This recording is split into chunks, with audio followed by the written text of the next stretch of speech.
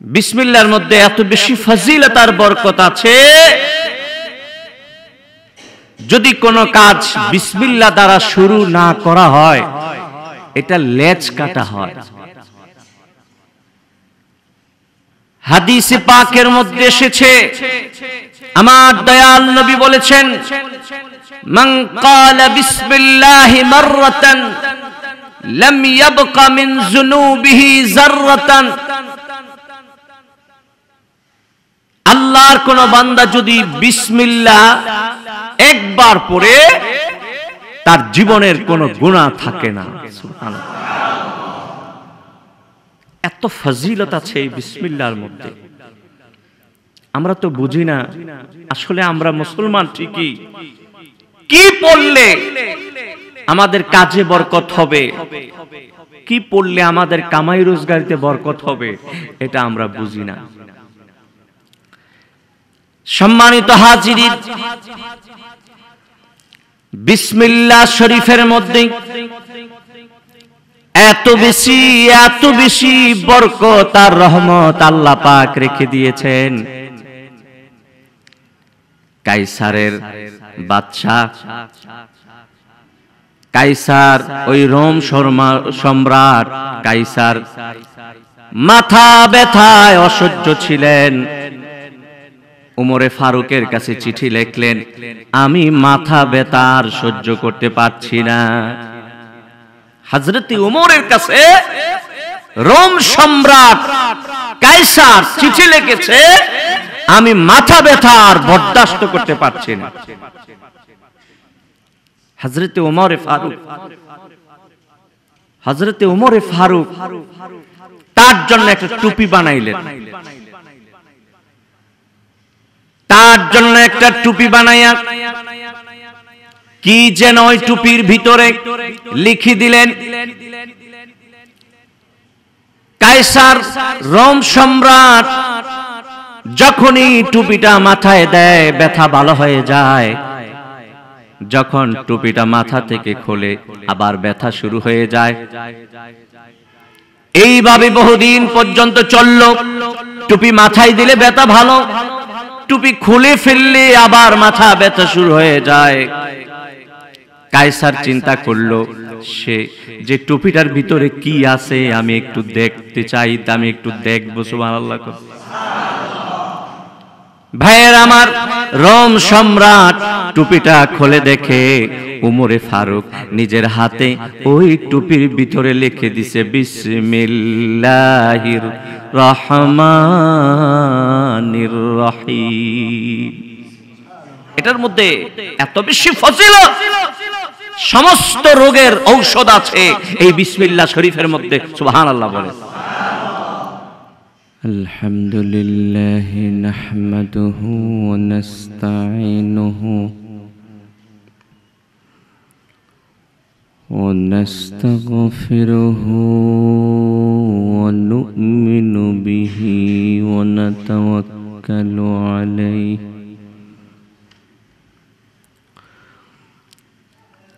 ونعوذ بالله من شرور أنفسنا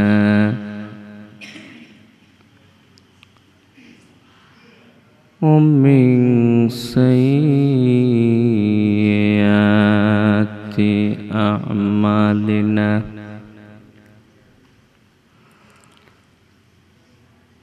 من يهد الله فلا مضل له ومن يضلله فلا هادي له ونشهد أن لا إله إلا الله وحده لا شريك له ونشهد أن سيدنا ومولانا محمدا عبده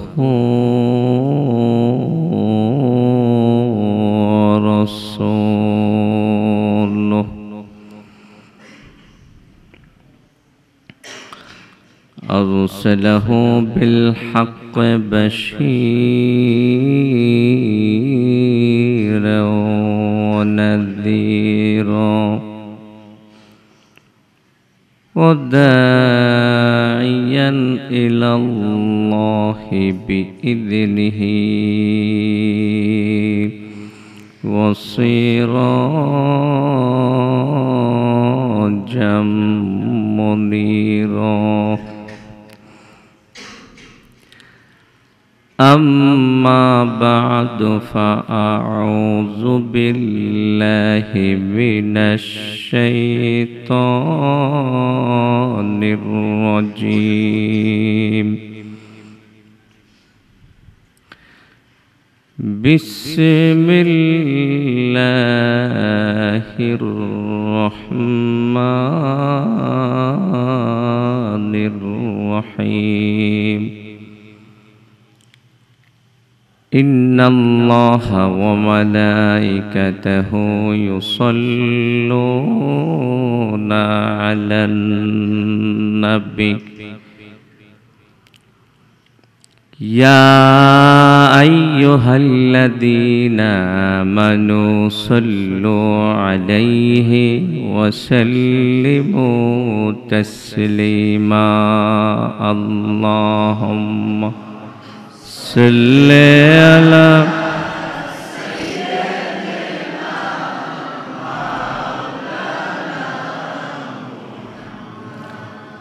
وعلى آل سيدنا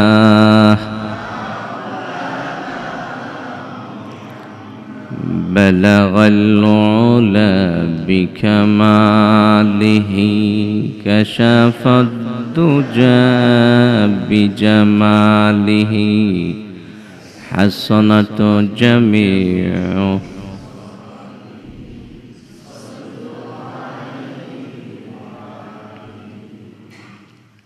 সম্মানিত মুসল্লিয়ানে কেরাম, আল্লাহ পাকের দরবারে আলিশানে আমরা শুকরিয়া জ্ঞাপন করছি। আল্লাহ পাক রজব মাসের আরো একটি জুমায় আমাদের সকলকে হাজির করেছেন। আমরা সকলে পড়ছি আলহামদুলিল্লাহ।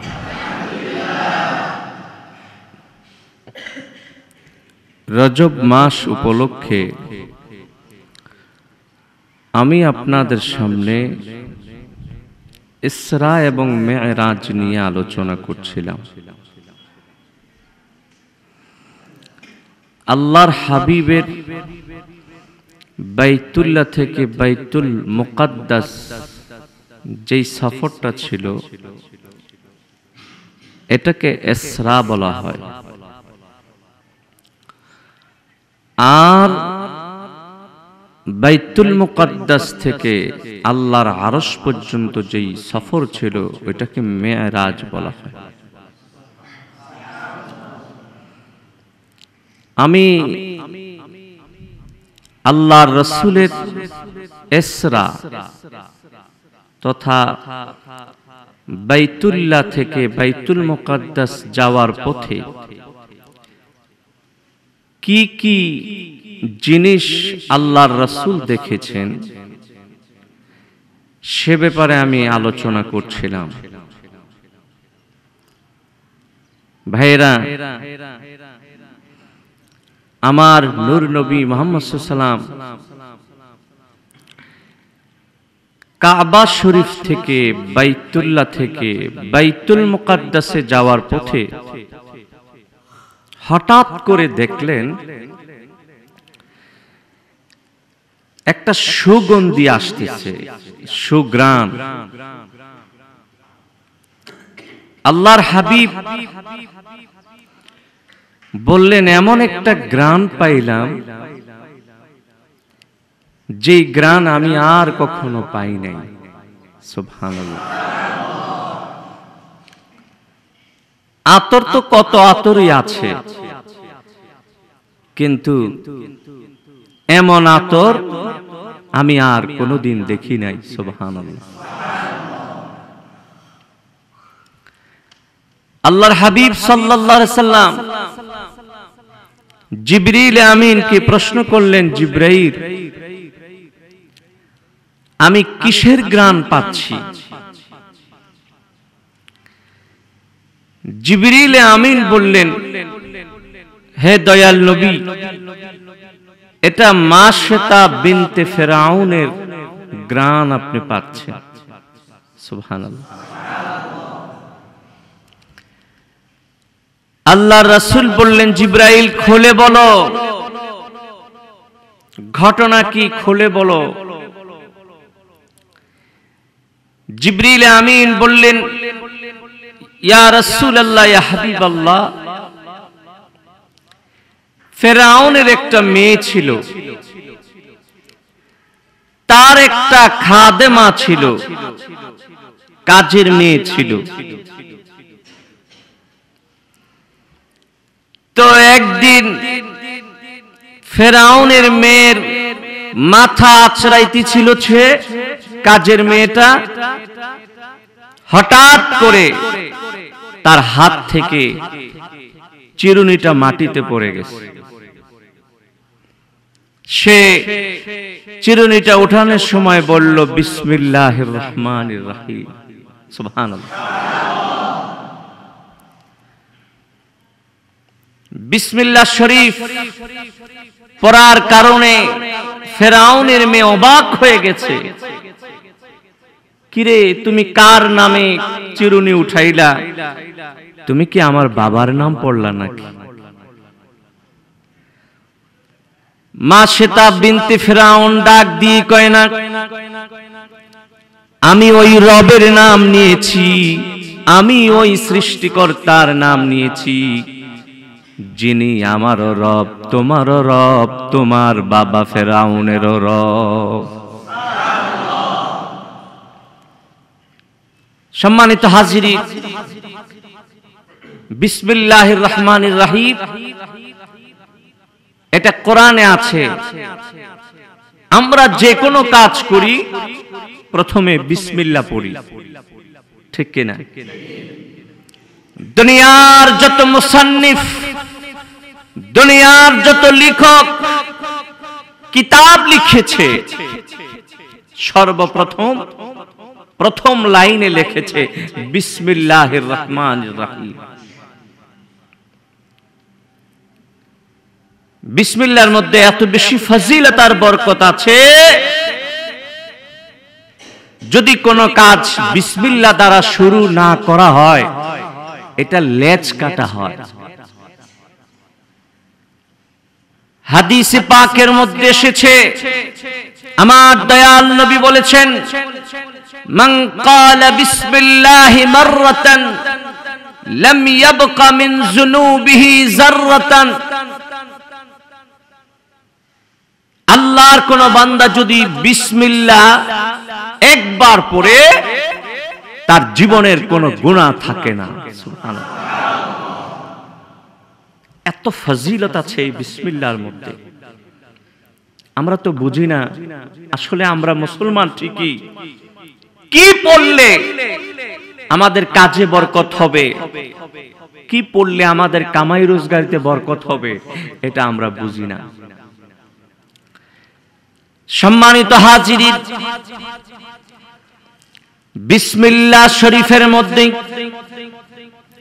এত বেশি বরকত আর রহমত আল্লাহ পাক রেখে দিয়েছেন। কাইসারের বাদশা, কাইসার ওই রোম সম্রাট কাইসার মাথা ব্যথায় অসহ্য ছিলেন। উমরে ফারুকের কাছে চিঠি লিখলেন, আমি মাথা ব্যথা আর সহ্য করতে পারছি না। হযরত উমরের কাছে রোম সম্রাট কাইসার চিঠি লিখেছে, আমি মাথা ব্যথা আর বরদাস্ত করতে পারছি না। হযরত উমরে ফারুক তার জন্য একটা টুপি বানাইলেন। তার জন্য একটা টুপি বানাইয়া কি যেন ওই টুপির ভিতরে লিখে দিলেন, কায়সার রোম সম্রাট যখনই টুপিটা মাথায় দেয় ব্যথা ভালো হয়ে যায়, যখন টুপিটা মাথা থেকে খোলে আবার ব্যথা শুরু হয়ে যায়। এইভাবে বহুদিন পর্যন্ত চলল। টুপি মাথায় দিলে ব্যথা ভালো, টুপি খুলে ফেললে আবার মাথা ব্যথা শুরু হয়ে যায়। কায়সার চিন্তা করলো সে যে টুপিটার ভিতরে কি আছে আমি একটু দেখতে চাই, আমি একটু দেখবো। সুবহানাল্লাহ। ভাইয়ের আমার, রোম সম্রাট টুপিটা খুলে দেখে উমরে ফারুক নিজের হাতে ওই টুপির ভিতরে লিখে দিছে বিসমিল্লাহির রহমানির রহিম। এটার মধ্যে এত বেশি ফজিলত, সমস্ত রোগের ঔষধ আছে এই বিসমিল্লাহ শরীফের মধ্যে। সুবহানাল্লাহ বলে। আমাদেরকে সব সময় যে কোনো নেক কাজ আমরা যখন করব বিসমিল্লাহ শরীফের মাধ্যমে আমরা এটা শুরু করব, তাহলে এটার মধ্যে বরকত হবে, ফজিলত পাবো। সম্মানিত হাজিরিন, মাশিতা বিনতে ফেরাউন, ফেরাউনের কাজের মেয়েটা বিসমিল্লাহ বলে কাজটা যখন শুরু করলো, চিরুনিটা যখন উঠাইলো, ফেরাউনের মেয়ে অবাক হয়ে গেছে। কি রে, আমার বাবা ছাড়া দেখা যায় আরো কারোর নাম নেওয়ার মতো মানুষ আছে? জোরে কর নাউজুবিল্লাহ। ডাক দিয়ে কয়, কি রে আমার কাজের মেয়ে, তুমি কার নাম নিয়ে শুরু করলাম? কাজের মেয়ে বলে, আমি আমার রবের নাম নিয়ে শুরু করলাম। কয়, তোমার রব কে? আমার বাবা ছাড়া কি তোমার আর কোন রব আছে নাকি? চিৎকার করে মেয়েটা ডাক দিয়ে কয়, ও ফেরাউনের মেয়ে, তোমার বাবা আমার রব না, আমার রব যিনি, তোমার রব তিনি, তোমার বাবার রব তিনি। জোরে কোন সুবহানাল্লাহ। মেয়েটা, ফেরাউনের মেয়েটা চিৎকার দিয়ে বাবার কাছে গেছে, বাবা, আমার যেই কাজের মেয়ে সে বলতেছে তোমারে ছাড়া নাকি তার আরেকজন রব আছে। ফেরাউন রাগ হয়ে গেছে, গুসসা হয়ে গেছে, ডাক দিয়ে কয়, তার জল্লাদকে ডাক দিয়ে কয়, ওই কাজের মেয়েকে ডেকে আনো আমার কাছে। মেয়েটাকে উপস্থিত করা হলো। মেয়েটাকে ফেরাউন নিজে জিজ্ঞাসা করলো, কাজের মেয়ে, তুই একটা কাজের মেয়ে, তোর এত বড় সাহস, তুমি নাকি বলেছ যে আমারে ছাড়া তোমার রব আছে? কে তোমার রব সেই কথাটা বলতে হবে। মেয়েটা চিৎকার করে রাজাকে বলল, ফেরাউনকে বলল, ফেরাউন, আমার রব তিনি যিনি আমাকে সৃষ্টি করেছেন, আর তিনি তোমার রব, তোমার মেয়েরও রব। সুবহানাল্লাহ। ফেরাউনের তো মেজাজ খারাপ হয়ে গেছে, বলে কি আগুন জ্বালাও, আগুন জ্বালাও, এই মেয়েটাকে পুড়ে ছারখার করে দেওয়া হবে। আগুন জ্বালানো হলো। মেয়েটাকে ডাক দিয়ে কয়, এখনো সময় আছে, আমার রব স্বীকার কর। মেয়েটা বলে না, যাকে রব স্বীকার করি তিনি হইলেন আমার আল্লাহ। ভাইয়ের আমার, শুধু ঈমান আনলেই চলবে না, ঈমানের উপর অটল থাকতে হবে। যারা ঈমানের উপরে অটল থাকে আল্লাহ পাক তাদেরকে ফেরেশতাদের মাধ্যমে সাহায্য করে। সুবহানাল্লাহ। আল্লাহ পাক বলেন, ইন্নাল্লাযীনা ক্বালু রাব্বুনাল্লাহু সুম্মাস্তাকামু তাতানাজ্জালু আলাইহিমুল মালাইকা।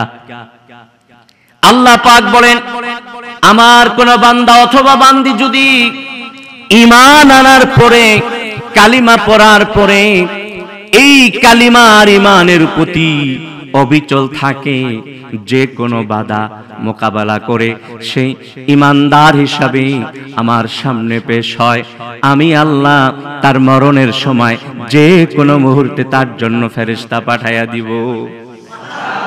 বিশেষ করে মৃত্যুর সময় তার জন্য ফেরেশতা পাঠানো হবে। ফেরেশতা বলবে, আল্লাহ তাখাফু ওয়ালা তাহজানু ওয়া আবশিরু বিল জান্নাতিল্লাতী কুনতুম তুআদুন। জোরে কোন সুবহানাল্লাহ। ফেরেশতা ডাক দিয়ে বলে, হে আল্লাহর বান্দা, তোমার কোনো ভয় নাই, তোমার কোনো ভয় নাই, তোমার কোনো ভয় নাই। তুমি ওই জান্নাতের সুসংবাদ গ্রহণ করো, যেই জান্নাতের সুসংবাদ তোমাদেরকে দেওয়া হয়েছে। সুবহানাল্লাহ। ফেরাউন করল কি? একটা আগুনের কুণ্ডলী তৈরি করলো মেয়েটার কোল থেকে। এই মেয়েটার একটা শিশু বাচ্চা ছিল। এই শিশু বাচ্চাটাকে সর্বপ্রথম আগুনে দিয়ে দিল, জলে পড়ে ছারখার হয়ে গেল।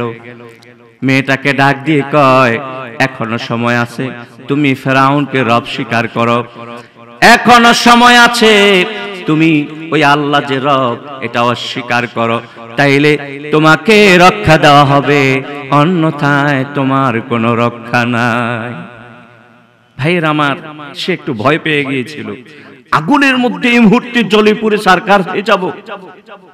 কিন্তু আগুনের ভিতরে তার যে শিশু বাচ্চাটা ছিল, শিশু বাচ্চাটা ওই আগুনের কুণ্ডলী থেকে মাকে ডাক দিয়ে কয়, মা তুমি ভয় পাইও না, এটা আগুন না, এটা গুলজার, এটা বেহেশতের বাগান। সুবহানাল্লাহ।